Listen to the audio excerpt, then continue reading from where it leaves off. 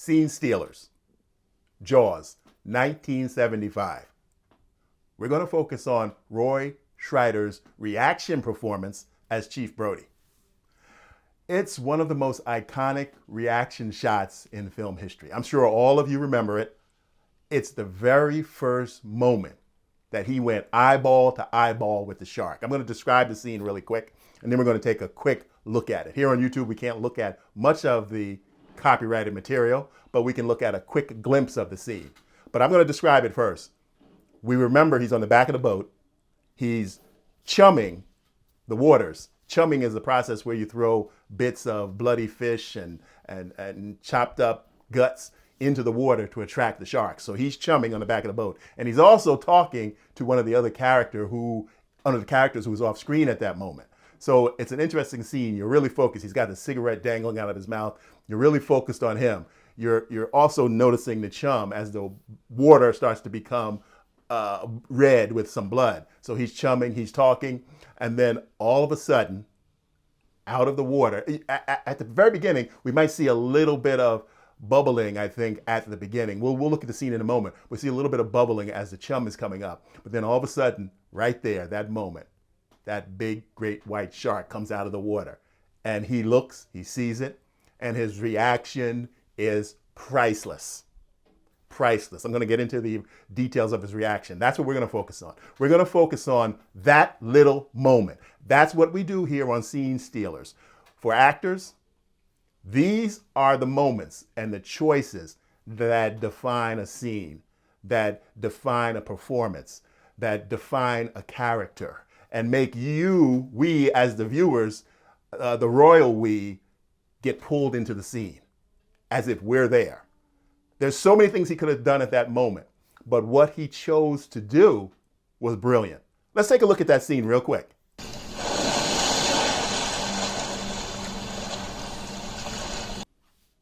So as you just saw, the power, the real power of that scene lies not in seeing the shark. It lies in his reaction to seeing the shark. That's what I want to focus on for you actors watching today. Whenever you have a moment, whenever you have a reason to react to something that's happening to you, your character, there's many choices. There's many, many choices. You need to understand that everything, especially in that moment, everything doesn't have to be big and grandiose. His looks, his small movements, his shock, we could see it. We could see it in his eyes, as his eyes slightly widened, as he pulled back from it, trying to decide what to do next. We could see the fear. More than fear, we could see the amazement, the shock, am I seeing this? Am I really seeing this? And that made that moment powerful. That's what made that moment a scene stealer. Those are the moments that separate the pedestrian actor from someone who's elevated. Focused reactions really made the moments and the shock value real. He drove. A lot of times you think it's the characters or the people who are going through the turmoil. He was us. He was the viewer. He was the reason that the tension of the elements when he would see the shark, or where he would interact with the shark, or he knew that the shark was somewhere in the vicinity. Those were the powerful moments in his performance. Those were the most powerful moments in his performance. And they really set the tone for the film. They really set the tone for his character in the film. And as an actor, when you are looking at your character, you need to see how your character fits into the overall world that is being created on the written page, the script, and then being filmed and brought to life. You have no control over the the editing or the directing, but you control how your character reacts to the outside stimulus that he's receiving. Everything doesn't have to be big. Everything doesn't have to be wide-eyed and shaking and screaming. That was, I think, the most powerful part of his performance. Let's take a look at the part where he backs. That was a continuous shot. I broke that into two pieces. So I'm going to show you the second piece right now, where he backs into the inside area of the small boat where the shark hunter is in there. And that's when he delivers that iconic line. Let's take a look at that.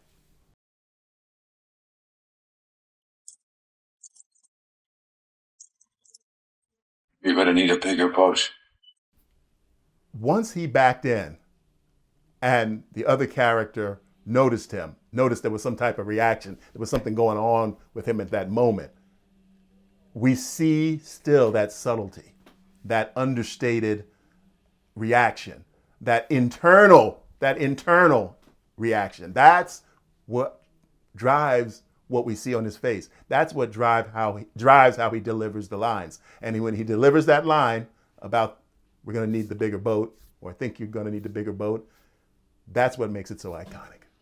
That's what makes this little bit of the scene a scene stealer for the film. There are many moments in the film like that. There are many other moments that made this film have such a heavy impact on the viewers and made the film such a big success that it was. There are many stories that go along with that film about the shark not working, about filming in real ocean environment. Just so many stories. But here on Scene Stealers, we're looking at the actors and we're looking at their performance. And I want to point out the subtlety of interesting acting, of taking a moment and making that decision. Now, I'm not completely clear. I kind of feel more that Roy Scheider, obviously, was a good actor at that point, great actor at that point. And I feel that he came up with those decisions. I don't know. This is just my personal feeling. I feel that he came up with that, how that reaction would be delivered, how small that reaction, both of those reactions, seeing the shark and then telling the ship captain that you're going to need a bigger boat. It was so smooth, so small, so real. That's really what made this film. There was so much going on. And if you look back at it now, when you look back at it today, the film's about 50 years old. I think they just recently celebrated the 50th anniversary. But you'll look at it now with different eyes. You'll see how small the scale was. It seemed much larger when I was younger and I first saw the film.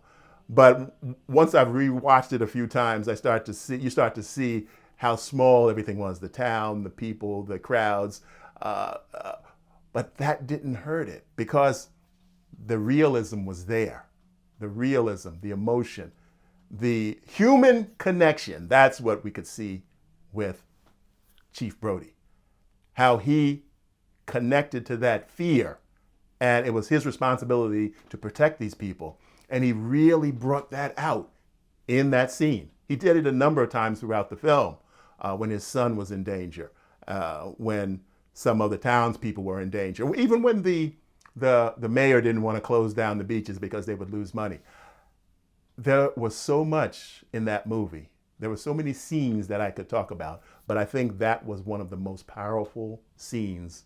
One of the most powerful parts of acting is how you react to what happens to you, what's said to you, what's done to you, what's made visible in the form of the shark to you. The reaction is what really draws the viewer in because we have an instant connection with that. We have an instant, as humans, we connect without words.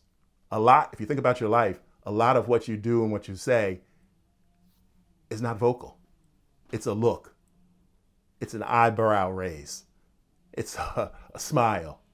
It's a frown. It's physical. And that's what he brought to life. That's why his character was so real. He was able to bring that subtle feeling so that we as a viewer could see it. We could see his reaction and we could identify with that reaction. And that grabbed you and pulled you in. That scene is a lesson in subtlety and presence and timing. He needed all of those. He needed all of those to make it work. It had to be subtle. He had to be alive. He had to be present. He had to be in the moment. And he had to have the right timing of when to move, when to look. That instinct, that ability is something that only comes to you with practice. That's why I say in my other videos, work on scenes, even if you're working on scenes alone. That was his moment. That was his moment. Those are the moments that you as an actor can work on. Those are the moments you have to work on alone when you rehearse. Those are the moments you need to consider. And this reminds us that great acting is reacting just as much as it is speaking. Reacting. What you do when you're not saying your words. What you do when you're listening to the other character. What you do when you're reacting to what's happening to you in the scene. That's where the real magic happens. That's where the human connection happens. So keep that in mind. These are the elements that create scene stealers. I want to ask you all to go to my channel, check out some of my other content, subscribe if you like what you see, and share it with your friends. I really appreciate it. So go to my channel, you'll see the link down there below. Leave me a message. Send me a scene from a movie, popular movie. We want to use popular movies because that way you don't have to explain the movie. This is not a movie review. Send me some scenes that you would like to see elements of scene stealers for me to look into the scene. Or if you have a scene that you think shows powerful acting or an interesting character that actually steals the scene, one of the best scenes in the movie. That's what I love to look at. That's what I do. I go back and I revisit movies and I scan through them on my Blu-rays. And I just look at the scenes that have those elements that grab you and pull you in and make you want to watch the rest of it. Those are the moments that actors live for. Those are the moments. So again, go to my website, subscribe, check out my content, share it. I do appreciate it. I'll see you on the next episode.